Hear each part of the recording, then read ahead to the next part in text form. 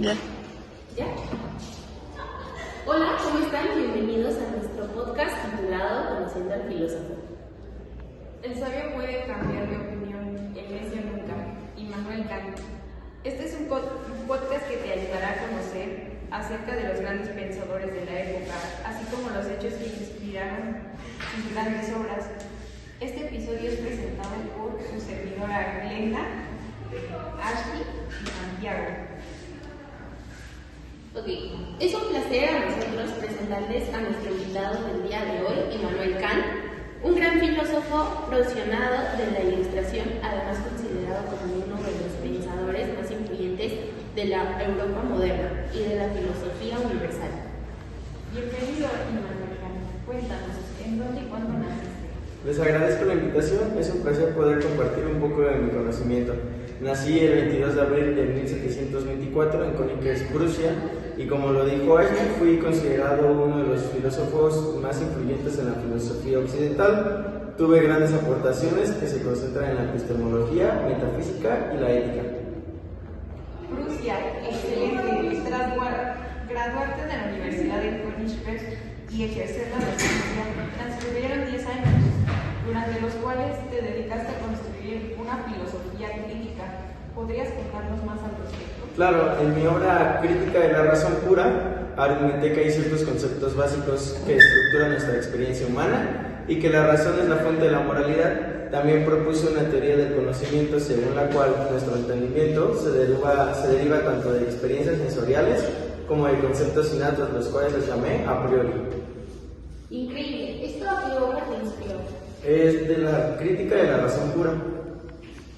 ¿Y en qué consiste? Es decir, ¿cuál era tu objetivo? Bueno, pues esta se trata de fundamentar el conocimiento humano y fijar a sí mismo sus límites. Según esta, mi moralidad de una acción no se juzga por sus consecuencias, sino por la intención o el principio de la guía. Esto lo llamé como el imperativo categórico. Debemos actuar de tal manera que podamos hacer que la máxima de nuestra acción se convierta en una ley universal. Ahora bien, ¿qué fue lo que encontraste difícil al intentar fundamentar dicha obra? El intentar imprimir a la filosofía, la cual consiste en concebir el conocimiento de forma trascendental, es decir, estructurado a partir de una serie de principios a priori impuestos por el sujeto, los cuales nos permiten ordenar la experiencia procedente de los sentidos. También tuve una crítica en la cual decía que la libertad es la base de la moralidad y que la moralidad presupone la libertad como una condición de la acción moral. Lo cual se entiende como... Resultado de la intervención del ser humano. ¿Y con qué propósito?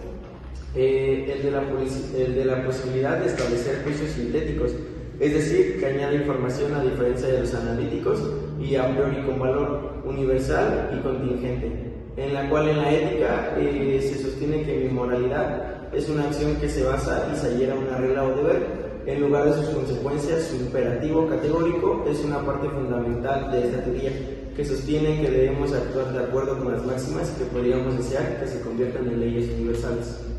¿En algún momento encontró dificultad al elaborar su obra? Es correcto. ¿Por qué? Cuando intenté unificar ambas críticas con una tercera, que es la de la metafísica y la crítica del juicio, en la cual se argumenta que las cosas que conocemos no son en sí mismas más que un noumena. Podemos conocer las cosas como aparecen para nosotros como fenómenos. Esa distinción entre noumena y fenómenos es a menudo vista como una solución al problema entre el racionalismo y el empirismo filosófico. Y en mi crítica del juicio exploré que la naturaleza y la belleza son los juicios de gusto, son universales y necesarios, y que la belleza es una manifestación de lo que llamo el propósito sin propósito. Es muy interesante todo lo que nos has compartido.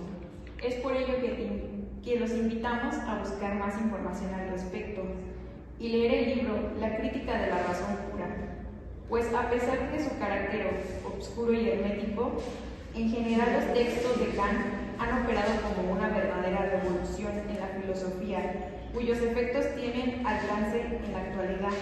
Kant, te agradecemos tu tiempo.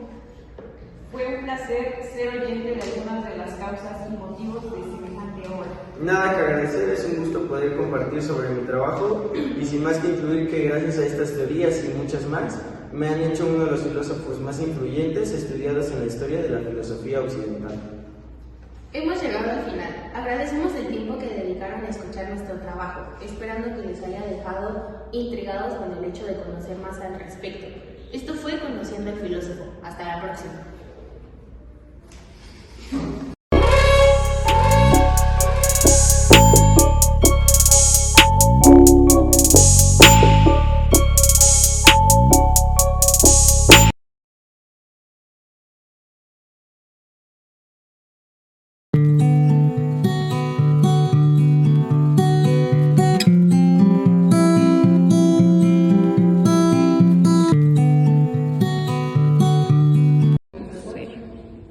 En memoria de Immanuel Kant, probablemente el filósofo más grande de Alemania, nació el 22 de abril de 1724 en la ciudad prusiana de Königsberg, actualmente Kaliningrado, Rusia, y moriría en la misma ciudad en 1804.